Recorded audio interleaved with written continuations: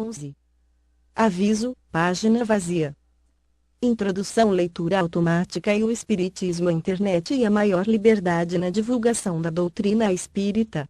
É um fato que muitos presidentes de emissoras de rádio ou televisão impõem sérias restrições à divulgação do espiritismo na empresa que dirigem, apesar da grande audiência dos programas genuinamente espíritas, temem perder o investimento e a audiência de muitos adeptos das religiões e fecham o espaço midiático aos espíritas.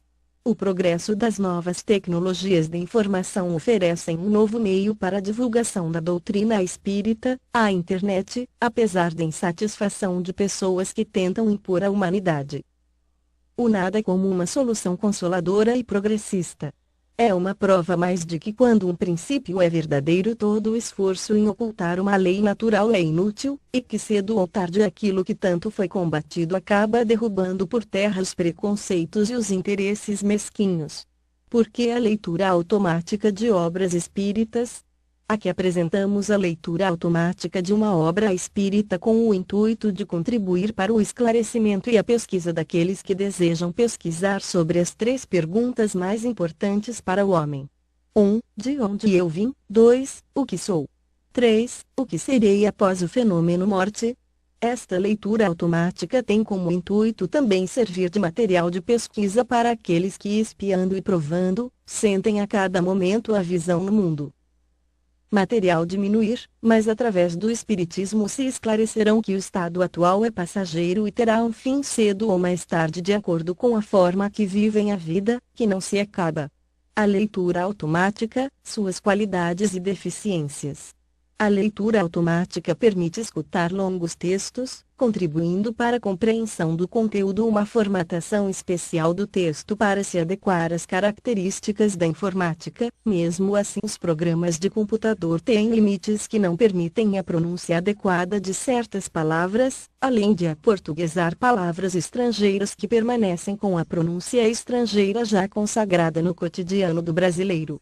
Neste trabalho, esta dificuldade pode ser superada adquirindo a obra Gênese, publicada por Allan Kardec, baixando no site deste instituto e até mesmo contando com a ajuda de pessoas esclarecidas e com o intuito de esclarecer, podem ajudar no entendimento do verdadeiro sentido da obra, além do uso constante de leituras deste tipo, dar condição de deduzir os termos que as limitações da tecnologia atual não podem superar.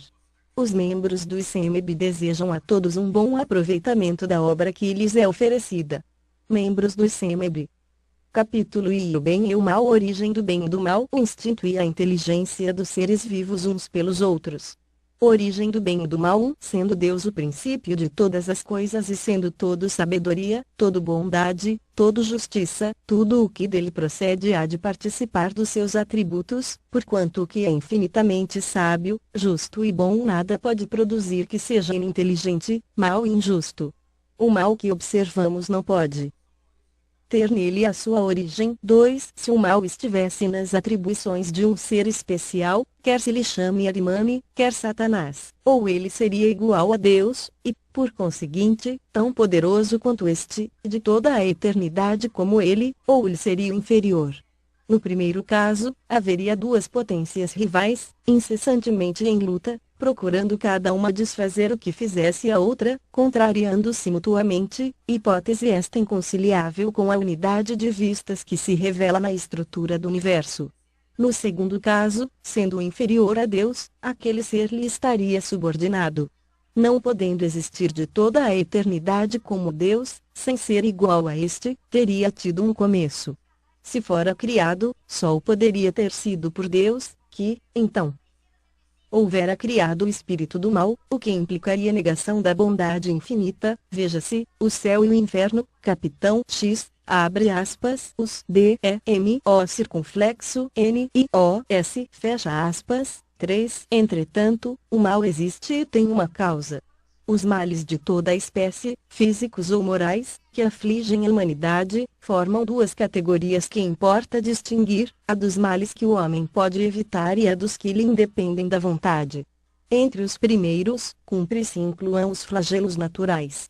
O homem, cujas faculdades são restritas, não pode penetrar, nem abarcar o conjunto dos desígnios do Criador, aprecia as coisas do ponto de vista da sua personalidade, dos interesses factícios e convencionais que criou para si mesmo e que não se compreendem na ordem da natureza. Por isso é que, muitas vezes, se lhe afigura mal e injusto aquilo que consideraria justo e admirável, se lhe conhecesse a causa, o objetivo, o resultado definitivo. Pesquisando a razão de ser e a utilidade de cada coisa, verificará que tudo traz o sinete da sabedoria infinita e se dobrará a essa sabedoria, mesmo com relação ao que lhe não seja compreensível. 4. O homem recebeu em partilha uma inteligência com cujo auxílio lhe é possível conjurar, ou, pelo menos, atenuar os efeitos de todos os flagelos naturais. Quanto mais saber ele adquire e mais se adianta em civilização, tanto menos desastrosos se tornam os flagelos. Com uma organização sábia e previdente, chegará mesmo a lhes neutralizar as consequências, quando não possam ser inteiramente evitados. Assim, com referência, até, aos flagelos que têm certa utilidade para a ordem geral da natureza e para o futuro, mas que, no presente, causam danos, facultou Deus ao homem os meios de lhes paralisar os efeitos. Assim é que ele saneia as regiões insalubres, imuniza contra os miasmas pestíferos, fertiliza terras áridas e se industria em preservá-las das inundações, constrói habitações mais salubres, mais sólidas para resistirem aos ventos tão necessários à purificação da atmosfera e se coloca ao abrigo das intempéries. É assim, finalmente, que, pouco a pouco, a necessidade lhe fez criar as ciências, por meio das quais melhora as condições de habitabilidade do globo e aumenta o seu próprio bem-estar. 5. Tendo o homem que progredir, os males a que se acha exposto são um estimulante para o exercício da sua inteligência, de todas as suas faculdades físicas e morais, incitando-o a procurar os meios de evitá-los. Se ele nada houvesse de temer, nenhuma necessidade lhe induziria a procurar o melhor, o espírito se lhe entorpeceria na inatividade, nada inventaria, nem descobriria. A dor é o aguilhão que o impede para a frente, na senda do progresso. 6. Porém, os males mais numerosos são os que o homem cria pelos seus vícios, os que provêm do seu orgulho, do seu egoísmo, da sua ambição, da sua cupidez, de seus excessos em tudo. Aí é causa das guerras e das calamidades que estas acarretam, das dissensões, das injustiças, da opressão do fraco pelo forte, da maior parte, afinal, das enfermidades. Deus promulgou leis plenas de sabedoria, tendo por único objetivo o bem. Em si mesmo encontra o homem tudo o que lhe é necessário para cumpri-las. A consciência lhe traça a rota, a lei divina lhe está gravada no coração e, ao demais, Deus lhe a lembra constantemente por intermédio de seus messias e profetas, de todos os espíritos encarnados que trazem a missão de esclarecer, moralizar e melhorar e, nestes últimos tempos, pela multidão dos espíritos desencarnados que se manifestam em toda parte. Se o homem se conformasse rigorosamente com as leis divinas, não há duvidar de que se pouparia aos mais agudos males e viveria ditoso na terra. Se assim procede, é por virtude do seu livre-arbítrio, sofre então as consequências do seu proceder. O Evangelho segundo o Espiritismo, capitão V, nos 4, 5, 6 e seguintes. 7. Entretanto, Deus, todo bondade, pôs o remédio ao lado do mal, isto é, faz que do próprio mal saia o remédio. Um momento chega em que o excesso do mal moral se torna intolerável e impõe ao homem a necessidade de mudar de vida. Instruído pela experiência, ele se sente compelido a procurar no bem o remédio, sempre por efeito do seu livre-arbítrio. Quando toma o melhor caminho, é por sua vontade e porque reconheceu os inconvenientes do outro. A necessidade, pois, o constrange a melhorar-se moralmente, para ser mais feliz, do mesmo modo que o constrangeu a melhorar as condições materiais da sua existência. Número 5, 8. Pode dizer-se que o mal é a ausência do bem, como o frio é a ausência do calor. Assim como o frio não é um fluido especial, também o mal não é atributo distinto, um é negativo do outro. Onde não existe o bem, forçosamente existe o mal. Não praticar o mal, já é um princípio do bem. Deus somente quer o bem, só do homem procede o mal. Se na criação houvesse um ser preposto ao mal, ninguém o poderia evitar, mas, tendo o homem a causa do mal em si mesmo, tendo simultaneamente o livre-arbítrio por guia as leis divinas, evitá-lo-á sempre que o queira. Tomemos para termo de comparação um fato vulgar. Sabe um proprietário que nos confins de suas terras há um lugar perigoso, onde poderia perecer ou ferir-se quem por lá se aventurasse. Que faz, a fim de prevenir os acidentes? Manda colocar perto um aviso, tornando defeso ou transeunte ir mais longe, por motivo do perigo. Aí está a lei, que é sábia e previdente. Se, apesar de tudo, um imprudente desatende o aviso, vai além do ponto onde este se encontra e sai-se mal, de quem se pode ele queixar, senão de si próprio? Outro tanto se dá com o mal, evitá-lo-ia o homem, se cumprisse as leis divinas. Por exemplo, Deus pôs limite à satisfação das necessidades, desse limite a saciedade adverte o homem, se este o ultrapassa, falo voluntariamente. As doenças, as enfermidades, a morte, que daí podem resultar, provém da sua imprevidência, não de Deus. 9. Decorrendo, o mal, das imperfeições do homem e tendo sido este criado por Deus, dir-se-á, Deus não deixa de ter criado, senão o mal, pelo menos, a causa do mal, se houvesse criado perfeito o homem, o mal não existiria. Se fora criado perfeito, o homem fatalmente penderia para o bem. Ora, em virtude do seu livre-arbítrio, ele não pende fatalmente nem para o bem, nem para o mal. Quis Deus que ele ficasse sujeito à lei do progresso e que o progresso resulte do seu trabalho, a fim de que lhe pertença o fruto deste, da mesma maneira que lhe cabe a responsabilidade do mal que por sua vontade pratique. A questão, pois, consiste em saber-se qual é, no homem, a origem da sua propensão para o mal. Nota de rodapé: o erro está em pretender-se que a alma haja saído perfeita das mãos do Criador, quando este, ao contrário, quis que a perfeição resulte da depuração gradual do espírito e seja obra sua.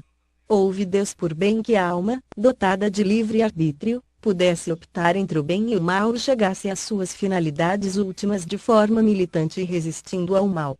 Se houvera criado a alma tão perfeita quanto ele, ao sair-lhe ela das mãos, a houvesse associado à sua beatitude eterna, Deus tê-la-ia feito, não à sua imagem, mas semelhante a si próprio. Bonamy, A Razão do Espiritismo, Capitão V. Fim da nota de rodapé 10. Estudando-se todas as paixões e, mesmo, todos os vícios, vê-se que as raízes de umas e outros se acham no instinto de conservação. Instinto que se encontra em toda a pujança nos animais e nos seres primitivos mais próximos da animalidade, nos quais ele exclusivamente domina, sem o contrapeso do senso moral, por não ter ainda o ser nascido para a vida intelectual. O instinto se enfraquece, à medida que a inteligência se desenvolve, porque esta domina a matéria. O espírito tem por destino a vida espiritual, porém, nas primeiras fases da sua existência corpórea, somente a exigências materiais lhe cumpre satisfazer e, para tal, o exercício das paixões constitui uma necessidade para o efeito da conservação da espécie e dos indivíduos, materialmente falando.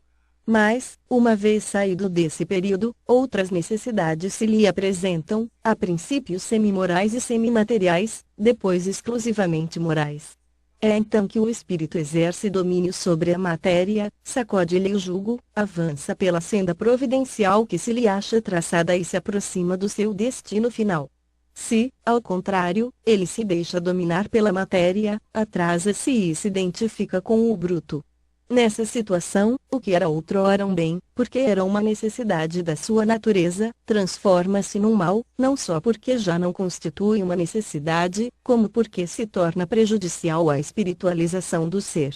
Muita coisa, que é qualidade na criança, torna-se defeito no adulto. O mal pois, relativo e a responsabilidade é proporcionada ao grau de adiantamento. Todas as paixões têm, portanto, uma utilidade providencial, visto o que, a não ser assim, Deus teria feito coisas inúteis e, até, nocivas. No abuso é que reside o mal e o homem abusa em virtude do seu livre-arbítrio. Mais tarde, esclarecido pelo seu próprio interesse, livremente escolhe entre o bem e o mal. O instinto e a inteligência. 11. Qual a diferença entre o instinto e a inteligência? Onde acaba um e o outro começa? Será o instinto uma inteligência rudimentar, ou será uma faculdade distinta, um atributo exclusivo da matéria? O instinto é a força oculta que solicita aos seres orgânicos atos espontâneos e involuntários, tendo em vista a conservação deles. Nos atos instintivos não há reflexão, nem combinação, nem premeditação. É assim que a planta procura o ar, se volta para a luz, dirige suas raízes para a água e para a terra nutriente, que a flor se abre e fecha alternativamente, conforme se lhe faz necessário, que as plantas trepadeiras se enroscam em torno daquilo que lhe serve de apoio, ou se lhe agarram com as gavinhas. É pelo instinto que os animais são avisados do que lhes convém ou prejudica, que buscam, conforme a estação, os climas propícios, que constroem, sem ensino prévio, com mais ou menos arte, segundo as espécies, leitos macios e abrigos para suas progenes, armadilhas para apanhar a presa de que se nutrem, que manejam distramente as armas ofensivas e defensivas de que são providos, que os sexos se aproximam, que a mãe choca os filhos e que estes procuram o seio materno.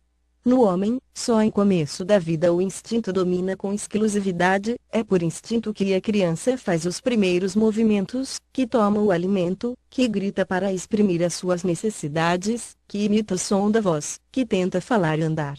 No próprio adulto, certos atos são instintivos, tais como os movimentos espontâneos para evitar um risco, para fugir a um perigo, para manter o equilíbrio do corpo, tais ainda o piscar das pálpebras para moderar o brilho da luz, o abrir maquinal da boca para respirar, etc. 12. A inteligência se revela por atos voluntários, refletidos, premeditados, combinados, de acordo com a oportunidade das circunstâncias. É incontestavelmente um atributo exclusivo da alma. Todo ato maquinal é instintivo, o ato que denota reflexão, combinação, deliberação é inteligente. Um é livre, o outro não o é. O instinto é guia seguro, que nunca se engana, a inteligência, pelo simples fato de ser livre, está, por vezes, sujeita a errar. Ao ato instintivo falta o caráter do ato inteligente, revela, entretanto, uma causa inteligente, essencialmente apta a prever. Se admitir que o instinto procede da matéria, se há de admitir que a matéria é inteligente, até mesmo bem mais inteligente e previdente do que a alma, pois que o instinto não se engana, ao passo que a inteligência se equivoca. Se considerar o instinto uma inteligência rudimentar, como se há de explicar que, em certos casos, seja superior à inteligência que raciocina? Como explicar que torne possível se executem atos que esta não pode realizar? Se ele é atributo de um princípio espiritual de especial natureza, qual vem a ser esse princípio? Pois que o instinto se apaga, dar-se-á que esse princípio se destrua. Se os animais são dotados apenas de instinto, não tem solução o destino deles e nenhuma compensação os seus sofrimentos, o que não estaria de acordo nem com a justiça, nem com a bondade de Deus. Capitão I. 19. 13. Segundo outros sistemas, o instinto e a inteligência procederiam de um único princípio. Chegado a certo grau de desenvolvimento, esse princípio, que primeiramente apenas tivera as qualidades do instinto, passaria por uma transformação que lhe daria as da inteligência livre. Se fosse assim, no homem inteligente que perde a razão e entra a ser guiado exclusivamente pelo instinto, a inteligência voltaria ao seu estado primitivo e, quando o homem recobrasse a razão, o instinto se tornaria inteligência e assim alternativamente, a cada acesso, o que não é admissível. Aliás, é frequente o instinto e a inteligência se revelarem simultaneamente no mesmo ato. No caminhar, por exemplo, o movimento das pernas é instintivo, o homem põe maquinalmente um pé à frente do outro, sem nisso pensar. Quando, porém, ele quer acelerar ou demorar o passo, levantar o pé ou desviar-se de um tropeço, há cálculo, combinação, ele com deliberado propósito. A impulsão involuntária do movimento é o ato instintivo, a calculada direção do movimento é o ato inteligente. O animal carnívoro é impelido pelo instinto a se alimentar de carne, mas as precauções que toma e que variam conforme as circunstâncias, para assegurar a presa, a sua previdência das eventualidades são atos da inteligência. 14. Outra hipótese que, em suma, se conjuga perfeitamente à ideia da unidade de princípio, ressalta do caráter essencialmente previdente do instinto e concorda com o que o Espiritismo ensina. No tocante às relações do mundo espiritual com o mundo corpóreo. Sabe-se agora que muitos espíritos desencarnados têm por missão velar pelos encarnados, dos quais se constituem protetores e guias, que os envolvem nos seus eflúvios fluídicos, que o homem eide muitas vezes de modo inconsciente, sob a ação desses eflúvios. Sabe-se, ao demais, que o instinto, que por si mesmo produz atos inconscientes, predomina nas crianças e, em geral, nos seres cuja razão é fraca. Ora, segundo esta hipótese, o instinto não seria atributo nem da alma, nem da matéria, não pertenceria propriamente ao ser vivo, seria efeito da ação direta dos protetores invisíveis que supririam a imperfeição da inteligência, provocando os atos inconscientes necessários à conservação do ser. Seria qual a andadeira com que se amparam as crianças que ainda não sabem andar.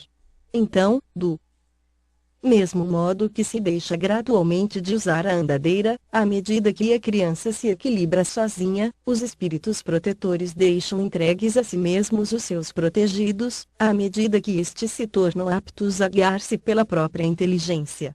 Assim, o instinto, longe de ser produto de uma inteligência rudimentar e incompleta, sê-lo-ia de uma inteligência estranha, na plenitude da sua força, inteligência protetora, supletiva da insuficiência, quer de uma inteligência mais jovem, que aquela compeliria fazer, inconscientemente, para seu bem, o que ainda fosse incapaz de fazer por si mesma, quer de uma inteligência madura, porém, momentaneamente tolhida no uso de suas faculdades, como se dá com o homem na infância e nos casos de idiotia e de afecções mentais. Diz-se proverbialmente que há um Deus para as crianças, para os loucos e para os ébrios. É mais veraz do que se supõe esse ditado. Aquele Deus, outro não é senão o espírito protetor, que vela pelo ser incapaz de se proteger, utilizando-se da sua própria razão. 15. Nesta ordem de ideias, ainda mais longe se pode ir. Por muito racional que seja, essa teoria não resolve todas as dificuldades da questão.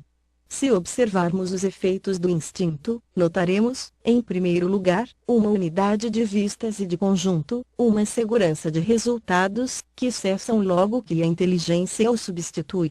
Demais, reconheceremos profunda sabedoria na apropriação tão perfeita e tão constante das faculdades instintivas às necessidades de cada espécie.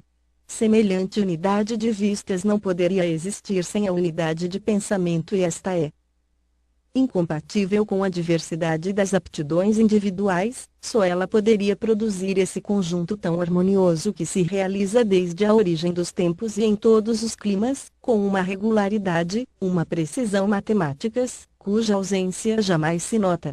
A uniformidade no que resulta das faculdades instintivas é um fato característico, que forçosamente implica a unidade da causa. Se a causa fosse inerente a cada individualidade, haveria tantas variedades de instintos quantos fossem os indivíduos, desde a planta até o homem. Um efeito geral, uniforme e constante, há de ter uma causa geral, uniforme e constante, um efeito que atesta sabedoria e previdência há de ter uma causa sábia e previdente. Ora, uma causa dessa natureza, sendo por força inteligente, não pode ser exclusivamente material. Não se nos deparando nas criaturas, encarnadas ou desencarnadas, as qualidades necessárias à produção de tal resultado, temos que subir mais alto, isto é, ao próprio Criador. Se nos reportamos à explicação dada sobre a maneira por que se pode conceber ação providencial, capitão I, número 24, se figurarmos todos os seres penetrados do fluido divino, soberanamente inteligente, compreenderemos a sabedoria previdente, a unidade de vistas que presidem a todos os movimentos instintivos que se efetuam para o bem de cada indivíduo. Tanto mais ativa é essa solicitude, quanto menos recursos tem o indivíduo em si mesmo e na sua inteligência. Por isso é que ela se mostra maior e mais absoluta nos animais e nos seres inferiores, do que no homem. Segundo essa teoria, compreende-se que o instinto seja um guia seguro. O instinto materno, o mais nobre de todos, que o materialismo rebaixa ao nível das forças atrativas da matéria, fica realçado e enobrecido. Em razão das suas consequências, não devia ele ser entregue às eventualidades caprichosas da inteligência e do livre-arbítrio. Por intermédio da mãe, o próprio Deus vela pelas suas criaturas que nascem. 16. Esta teoria de nenhum modo anula o papel dos espíritos protetores, cujo concurso é fato observado e comprovado pela experiência, mas deve-se notar que a ação desses espíritos é essencialmente individual, que se modifica segundo as qualidades próprias do protetor e do protegido e que em parte nenhuma apresenta a uniformidade e a generalidade do instinto. Deus, em sua sabedoria, conduz ele próprio os cegos, porém confia a inteligências livres o cuidado de guiar os clarividentes, para deixar a cada um a responsabilidade de seus atos.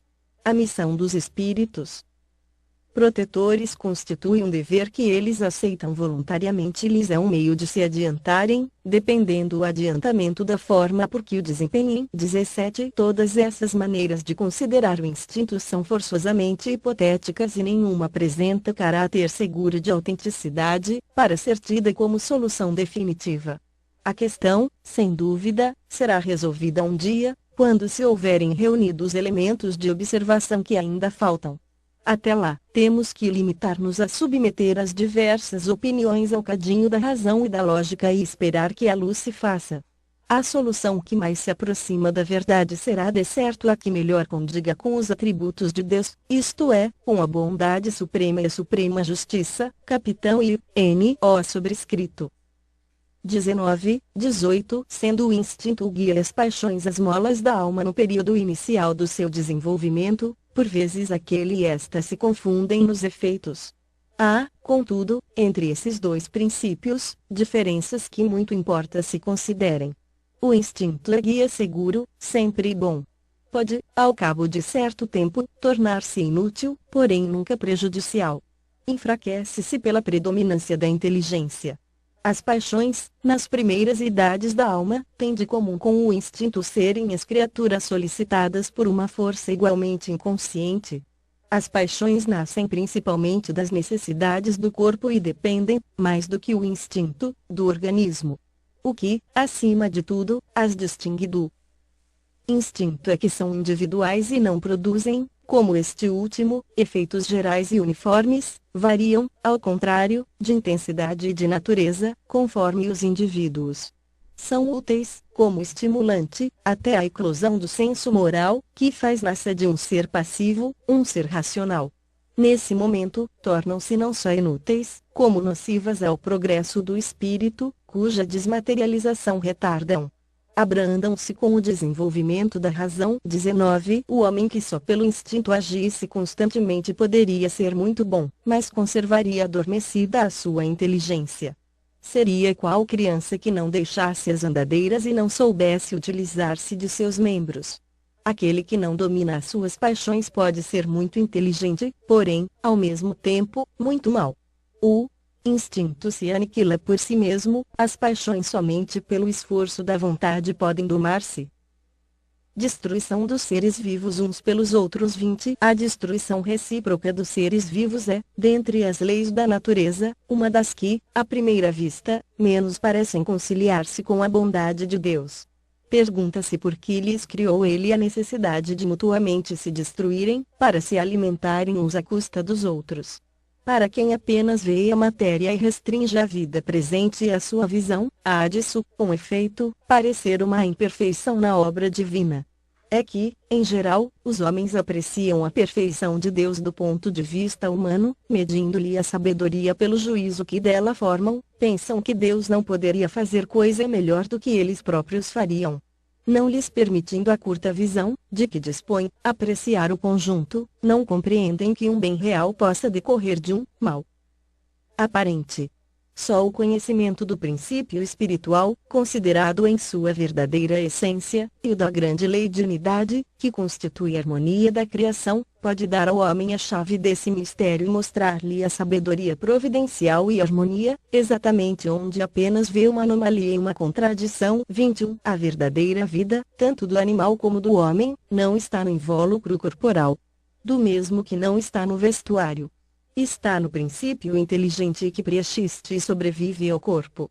Esse princípio necessita do corpo, para se desenvolver pelo trabalho que lhe cumpre realizar sobre a matéria bruta.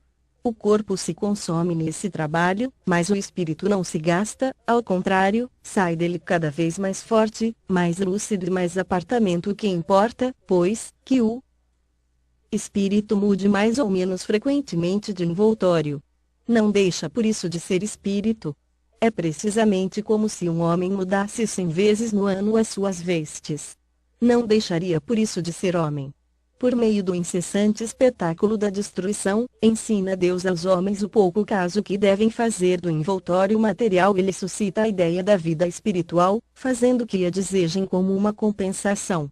Objetar-se-á, não podia Deus chegar ao mesmo resultado por outros meios, sem constranger os seres vivos a se entredestruírem? Desde que na sua obra tudo é sabedoria, devemos supor que esta não existirá mais num ponto do que noutros. Se não o compreendemos assim, devemos atribuí-lo à nossa falta de adiantamento. Contudo, podemos tentar a pesquisa da razão do que nos pareça defeituoso, tomando por bússola este princípio. Deus há de ser infinitamente justo e sábio. Procuremos, portanto, em tudo, a sua justiça e a sua sabedoria e curvemo-nos diante do que ultrapasse o nosso entendimento. 22. Uma primeira utilidade que se apresenta de tal destruição, utilidade, sem dúvida, puramente física, é esta: os corpos orgânicos só se conservam com o auxílio das matérias orgânicas, matérias que só elas contêm os elementos nutritivos necessários à transformação deles. Como instrumentos de ação para o princípio inteligente, precisando os corpos ser constantemente renovados, a providência faz que sirvam ao seu mútuo entretenimento. Eis porque os seres se nutrem uns dos outros. Mas, então, é o corpo que se nutre do corpo, sem que o espírito se aniquile ou altere. Fica apenas despojado do seu envoltório. Nota de rodapé, veja-se, Revue Spirit, agosto de 1864, pag. 241, Extinção das raças. Fim da nota de rodapé 23. Há também considerações morais de ordem elevada. É necessária a luta para o desenvolvimento do espírito. Na luta é que ele exercita suas faculdades. O que ataca em busca do alimento e o que se defende para conservar a vida usam de habilidade e inteligência, aumentando, em consequência, suas forças intelectuais. Um dos dois sucumbe, mas, em realidade, que foi o que o mais forte ou o mais destro tirou ao mais fraco? A veste de carne, nada mais. Ulteriormente, o espírito, que não morreu, tomará outra. 24. Nos seres inferiores da criação, naqueles a quem ainda falta o senso moral, em os quais a inteligência ainda não substituiu o instinto, a luta não pode ter por móvel senão a satisfação de uma necessidade material. Ora, uma das mais imperiosas dessas necessidades é a da alimentação.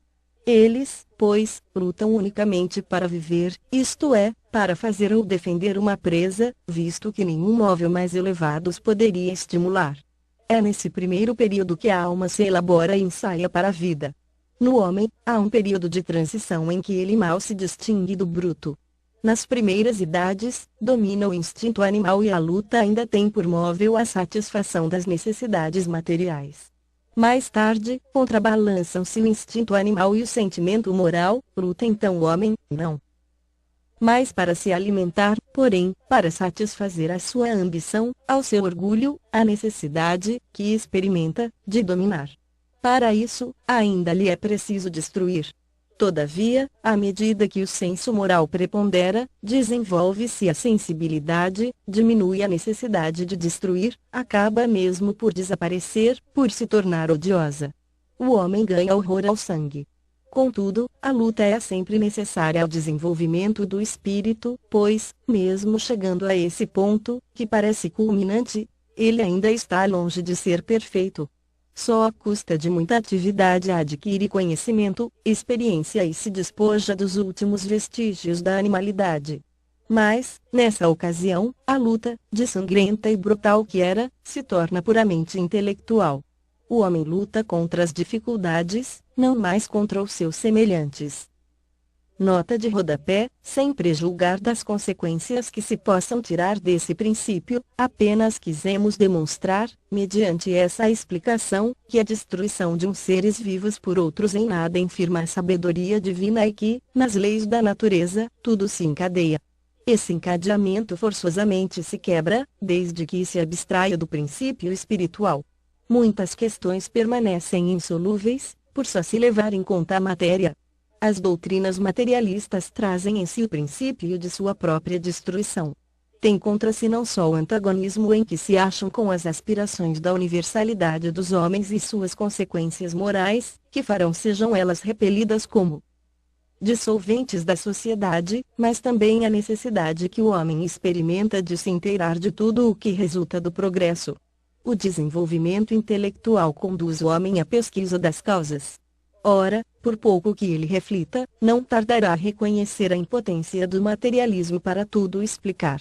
Como é possível que doutrinas que não satisfazem ao coração, nem à razão, nem à inteligência, que deixam problemáticas as mais vitais questões, venham a prevalecer? O progresso das ideias matará o materialismo, como matou o fanatismo. Fim da nota de rodapé. Fonte de pesquisa: Kardec, Allan. A Gênese. Rio de Janeiro, FEB, capítulo 3, Bem e o Mal.